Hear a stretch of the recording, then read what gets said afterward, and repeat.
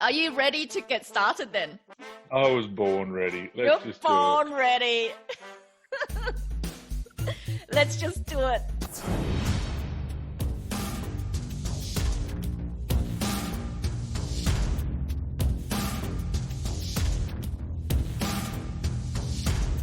Welcome to Health Formers Age of the Plant podcast. We have here today our special guest, Jon Summers. Woohoo! Yeah. I'm very excited to be here, Lucy. Hi, Jon. Thank you so much for being here with me today. How are you? Yeah, fantastic. Very excited to have a chat with you today. I know, and I can't wait to really start to chat with the flywheel as well with you today and see how the conversation goes. That flywheel, it's got me a little worried, I must say.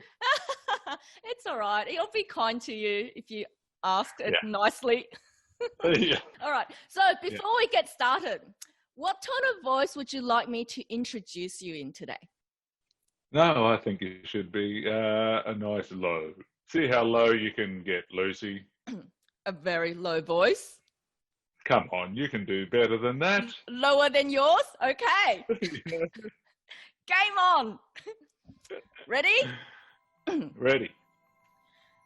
Jon Summers is a senior leader with the Tony Robbins Organization, youth mentor, You sports look a little scary.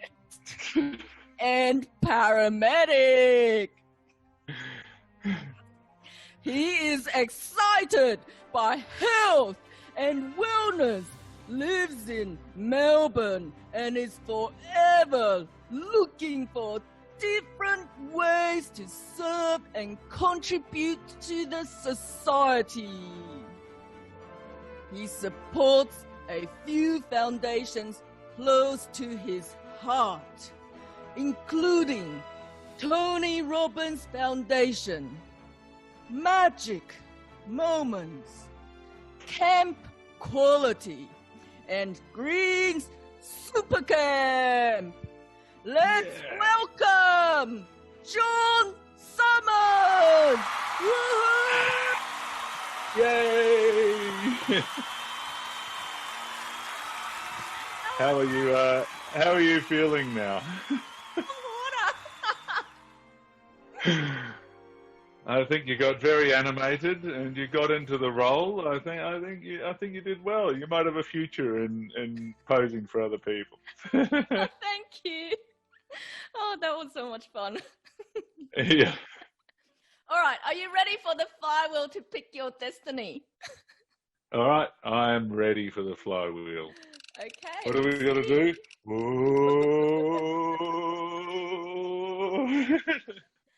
All right. It's been very playful with you today because it wants to know if you could be a plant, what would it be? Oh, if I could be a plant, I'd be just a coconut tree. Oh, that's the same as mine. That's 100%, like being Fijian as well, and I just, yeah. High five. That's the same. I picked coconut as well. Yeah. Yeah, they're nice and strong. They go everywhere. You can eat them. You can climb them. You can whatever. Have you actually climbed one? I got about halfway. Then it gets a little Okay, I'll scary. try that next time. You'll get to where the bend is, and then you can't go any higher. Okay, I'll try it next time I go to Fiji. Yeah, 100%. All right, next question. All right, here we go. All right, how do you feel after going plant-based, after going healthy? Oh, after going healthy. So plant-based, I have been it was actually November 8 in 2018. No, 17. So 2 years. Wow. 2 and a bit years I've been plant-based. And how do I feel? Well, it has honestly been a game changer for me. Pardon the pun. I'm not getting any money from the video or the movie, it has honestly changed just my outlook and how I feel. Energy-wise, it's higher. Digestion-wise, it's better. Stomach upset-wise, it's better. Cramping, I don't cramp as much, especially with the training I'm doing. Well, at all, basically, I think about now. And I seem to be eating a lot more. And I'm, I guess, maintaining a weight that's sustainable. I'm still 110 kilos. Like I spent most of my life at 125, been up to sort of 140, but now sitting around that 110 mark, 105, 110 mark, and I seem to just eat. I don't watch calories. Even with the plant-based, the protein side of things, I just seem to stay the same weight. And yeah. Wow. And why is it that you remember so distinctively November the 8th? What triggered that? That's quite funny. So my family and I, we went away on our first family trip for a long time. We went to Europe. Mm-hmm. Mum, Dad, my sister, and her little boy, little John. And it was his first big trip. So he's like 18 months old. And we flew over. And whilst I was plant-based, I sort of, I don't know, I relaxed a little with regards to maybe fried foods and stuff while I was away. Or I was trying to change slowly, or pick better foods. But you're on travel, you sort of switch that mindset, and you're just zagging every single day for the whole trip. Yeah. Anyway, we were away a month. I had been dabbling with the idea of going plant-based, and flying back. I remember the last movie was a documentary. It was Cowspiracy. Oh. So I actually went plant-based because of the animals, not because of my health or because of things. Because what happened was about halfway through the documentary, if I recall, there's people lined up next to conveyor belts, and there's little yellow chicks flying up this conveyor belt, and they are separating the chicks. They're like men, boys, girls, boys, girls, boys, girls, just throwing them either side. And what really put me over the edge? It wasn't because they were separating them. It wasn't because they were on a conveyor belt. It was because they were pushing the boy chicks into what can only be described as a blender. What? How is that okay? So basically, my last meal on that flight was the breakfast that we landed. We landed first thing in the morning on November 8th, back in Australia. And I decided there and then, I went, right, I'm going to go plant-based for a year. And here I am. And you're full on 100% or? Well, I do as best. I haven't eaten meat, dairy, or eggs, well, knowingly, since that day. Yeah. Wow. And knowingly, there's a lot of stuff and other stuff, and I sort of do know if I make a decision and eat something, I'm like, oh yes, I know what's in that. Because you immediately feel the effects, especially the further down this rabbit hole you go. Yeah. It's great with Laura. I get the chance to experience so many different types of foods. She's devoured the Jamie Oliver veg book, which is just it's the best. Yeah. Wow.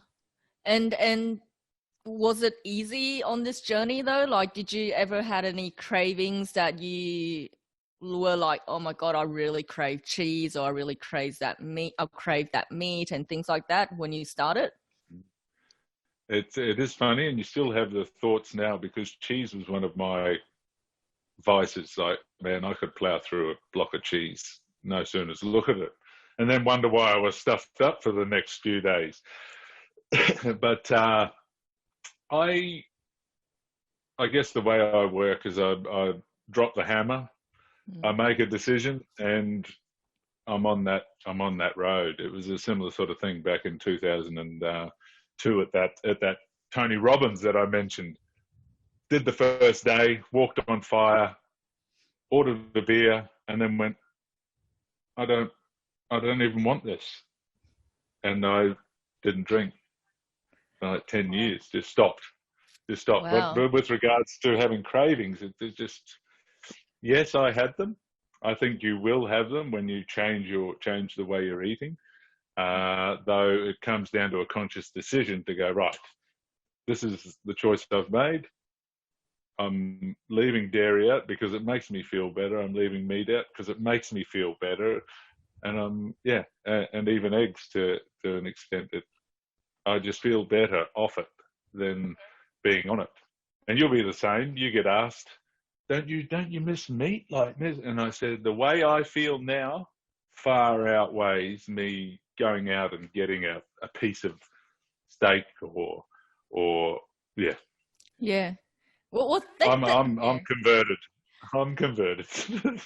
Same, but it's really interesting to hear your journey, because your journey is slightly different from mine. Because you're the type where you just went, yes, bang, I'm doing it. There's no return. It's a one-way road. But the way I've been doing it is because I never regarded myself as a vegan or plant-based. Yeah. That to me was like, oh my God, you weirdos in a different world, a bit cuckoo. You know, that's how I really saw them. And then so when I started being exposed to, you know, the Tony Robbins world, the UPW Life Wealth Mastery, I went into it thinking that, okay, I'll do the 10-day body detox challenge and just see. Mm-hmm. And I'll just go 70%. But after that, I accidentally gave up alcohol. Without accidentally. Yeah. I wasn't planning to. And no, the way I did it is because in my head, I still wanted it, but I didn't realize my taste bud had changed. So I would go have it. And then when I have it, I'll be like, oh my God, that's disgusting. My body started having negative reactions to it. And after 2 or 3 times, then I'll be like, nah, it's not worth it. I don't want it anymore. So that's how I gave up alcohol. And then since Life Wealth Mastery at the beginning of the year, I did 2 times 100% plant-based 4-week challenges. So I did phase 1 4 week and phase 2 4 weeks. And in between, I would have 2 to 3 weeks break. And the way I do it is like I zig and zag. So when I'm doing the 4-week 100%, I'm like full on, like, you know, all plant-based, like no alcohol, no coffee, and like no junk food, like just full on, all very, very healthy stuff. That's like, and the recipe's like designed by Derek. So, which is like, you know, can't go wrong with that. And then when I went off it, I would zag back to all the cravings I had. Yeah. And then the first time I zagged, because my trigger of going plant-based was for health. It wasn't for the animal rights reason. And then when I zagged the first time, I was just like, I didn't quite like the fried chicken I used to have or the grilled fish I used to have. It just didn't taste quite the same. And I wasn't liking it as much. But then 2 weeks ago, after my phase 2, I did the exact same thing where I was like, I'm going to see if my taste buds had changed. And then when I had the fried chicken, it tasted like poo. I almost puked. And then I also had pizza, which had mozzarella cheese on it. And when I had that, for me, it tasted like cow fart. And I couldn't finish the pizza anymore. And then today I went grocery shopping. There's this like sort of like hazelnut chocolate Nutella Italian version of Tim Tams that are sold at Coles. And every time before, when I see it on sale, I would buy like 5 to 6 packs. And I'll devour 1 pack each time. I have a super, super sweet tooth. Like, you know, it's crazy. And today what happened is I stood there and I was like, I don't feel like buying it. Yeah. My body just didn't want to buy it. The thought of buying it made my body feel sick.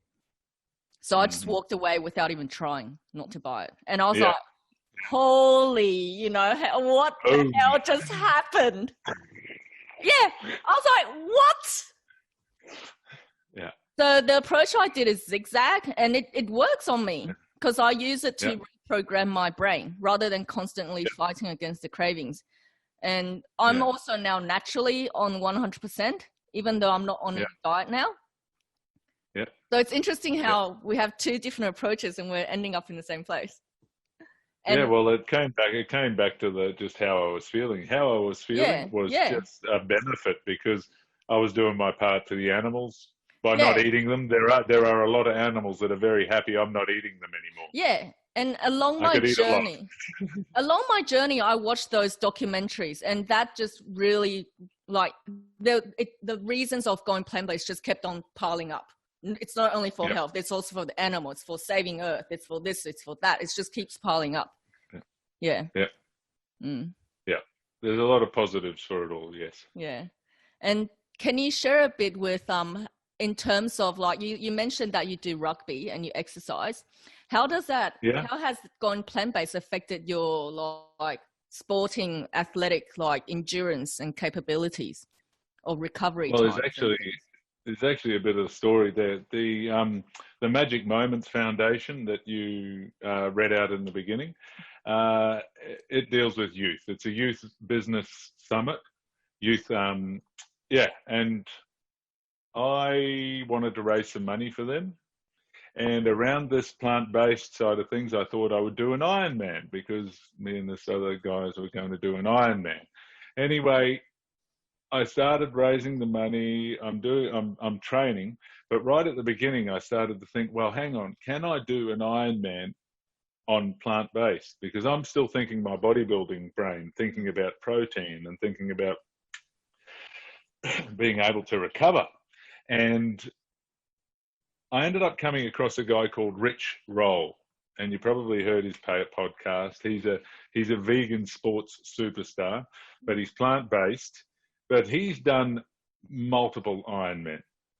He's done Super Ironman. He's done Ironman. He actually did 5 Ironman in 5 days on a plant-based diet. So basically, I learned that it's possible. For one major thing that I learned when I got to the end of that book, first things first, my head starts going, where am I going to get my protein from? And literally, I'm listening to the audible part of that book, and it was like Rich Roll had gone, now, you're thinking about where you're going to get your protein from. And it was just like, mind blown. Then he started to explain that every piece of food we eat is protein at its basic source. So his thing is that if you eat a wide and varied plant-based diet, your body will get all the essential and non-essentials, and with the essentials, it'll make the non-essential nutrients that you don't have, and away you go. And I think from that point, with Rich Roll, he's the one who helped me I didn't get to the Ironman because basically some old knee injuries from rugby. I went out for a long run one day and just blew my knees apart. Ouch. So they're actually all fixed now, but I had 3 surgeries, and my recovery from those surgeries has been so fast and so quick. So I've got less weight on me. Anyway, so my recovery's been better, and I'm able to now, while running is still not my kettle of fish, I've picked up the rower again. I'm on the rowing machine. I picked up a rowing machine. So non-impact, but I can still, one of the great things, I have 0 pain in any of the knees. I've got more flexibility, no cramping. My inflammation it's gone. I just can't say enough, even though I've had to change my exercising as such to what I'm capable of. The plant-based side of things, it's removed a lot of excess.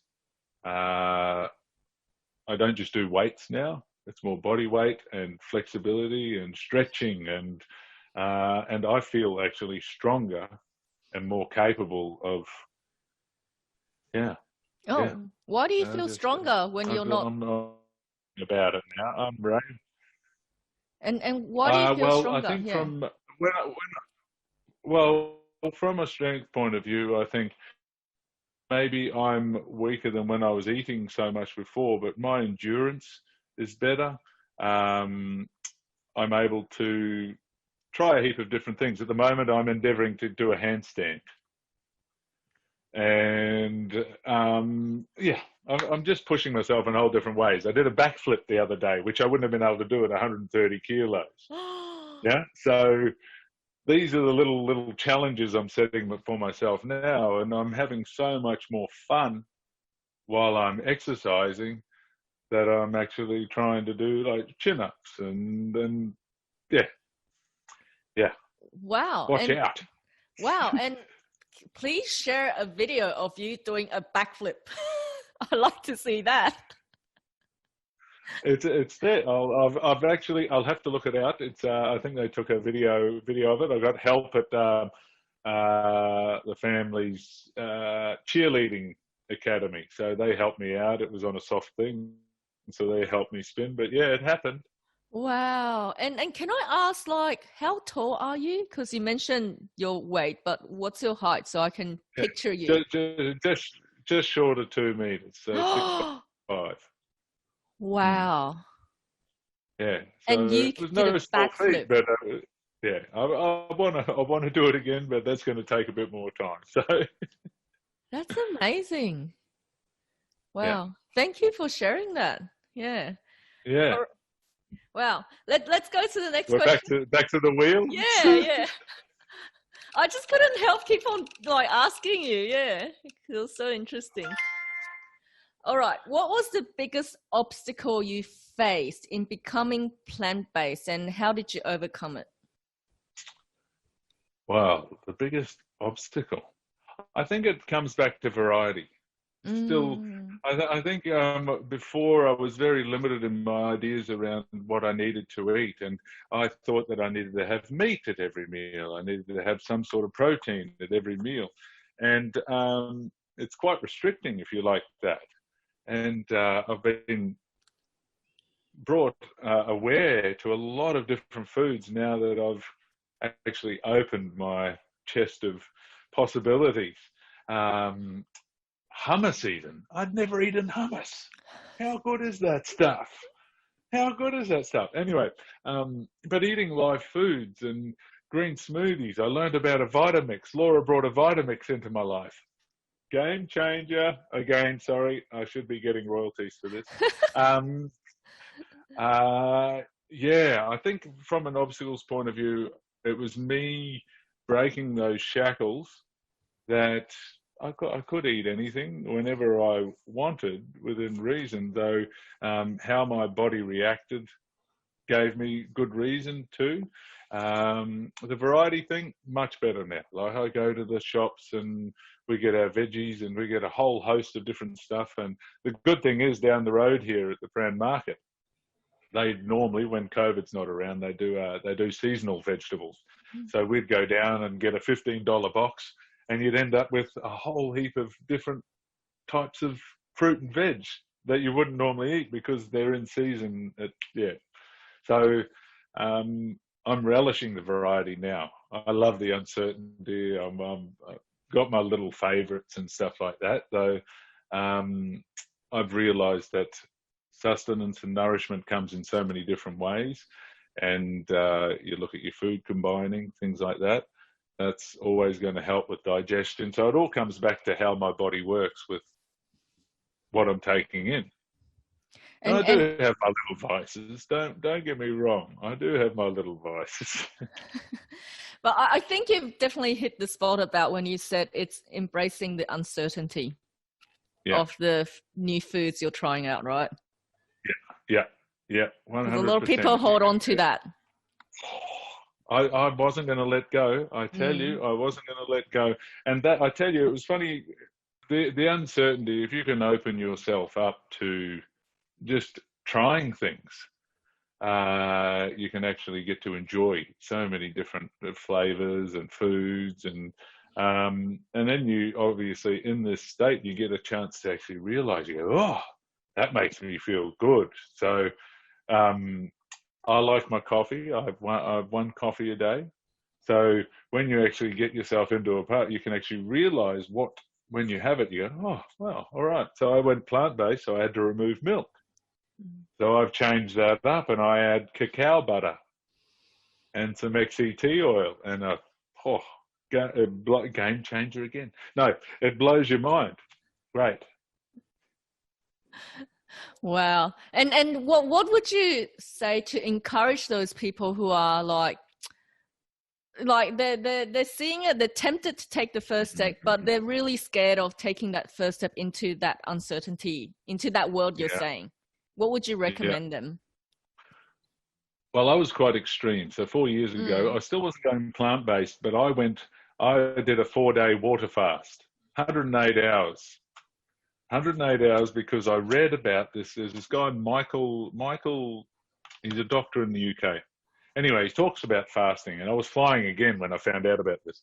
But I got a massive sweet tooth, and this 4-day fast apparently desensitizes your cells to sugar. So then it comes back to what you introduce after. So if you want to draw a line in the sand, I do two 4-day fasts a year now. One at the beginning of the year and one sort of halfway through. And I guess that's my Control-Alt-Delete. So for me, they say that a water fast, I'll do a daily water fast once a week too. So if you're wanting to make a change, your body actually responds really quickly. So if you want to do a 24-hour fast, and then it's all about what you put into yourself after that, and then just do 24 hours of plant-based. What's it going to hurt? And I can tell you that I noticed some differences when I went plant-based. After a day, after 2 days, after 3 days, I was quite aware of what was going on. So, yeah, I'd say as a bit of advice, it's a good idea to maybe do a 24-hour fast, and then maybe do a plant-based day, and then maybe make it 2 days the next week, and then the next week make it 3 days. And if you are extreme, there's a few people looked at me quite funny, but they've done it 4 days of just water. And all your energy just goes towards healing. Everything slows down, your digestion slows down, your insulin levels drop, your pancreas gets a break, your digestion gets a break because there's basically nothing moving. You're putting good water in, you're cleaning your kidneys, your stomach acid can just relax, your brain fog clears up, you actually switch over different to the longer energy system as well. So you start using some of your fat gets released as an energy source. There's so many positives. And if you can draw that line, I see it as a line. And then I'm like, right, moving on from that. And those 4-day fasts, they just break up the year. It's another challenge, mental challenge. And my weekly 1 day, let's say I do Tuesday night until Thursday morning, and then I'm back into my plant-based. Mm-hmm. Wow. Yeah, I will say though, it's quite interesting. I started doing my 4-day fast when I was eating meat, and the return to eating very different as opposed to where I'm at now as a plant-based. Yeah. Can you describe what's the difference? Yeah. The difference is, well, your body actually finds it quite difficult to process meat. So the thing is that 4-day fast actually ends up being about, or it should, it ends up being about a week, because if you try and get meat into you after 4 days without any food, your stomach is like a little baby's, and you just hit it with this hardcore food. So that my return from food there would be really soft boiled soup for a day, and then the next day would be I'd introduce some raw vegetables and salads and stuff like that. But it wouldn't have been until day 7 that I would have to introduce meat. Now, I did introduce meat earlier once. Oh my God, it nearly crippled me. I'm certain of it. But yeah, the good thing plant-based, you just start eating again. And even plant-based, because I do the 1 day a week detox where I drink juice all day type of fasting. And I find like I always end up with a lot more energy that day, and I require a lot less sleep that night as well. And I'll wake up the next day full of energy. And then I don't eat as much the second day after because I just don't feel like eating. I naturally, even when it's plant-based, I eat very little. Yeah. Mm-hmm. And it's just, it's amazing how little you need to eat to keep that energy. Yeah. It's all in what you think. Yeah. And it's powerful to make the choice that, I am full. You give yourself time to realize you're full. Yeah, I have a propensity to overeat a little bit sometimes. So I'm like you. I have a massive sweet tooth, and now I've just learned how to replace, when I have sweet cravings, how to replace it with like healthy whole food plant-based sweets. I've started baking myself as well. I like created my own cookies and own muffins where I use all whole food stuff. So it's healthy sweets, but it's still a bit unhealthy, because it's still sweets in the end. To avoid me to get into the cycle of growing this super sweet tooth again, I use the 1 day a week juicing detox to reset, to break the pattern. And I find that really helpful. Great idea. You would have learned that at Tony, a big pattern interrupt for yourself. Yep. Yes. You can see right through me.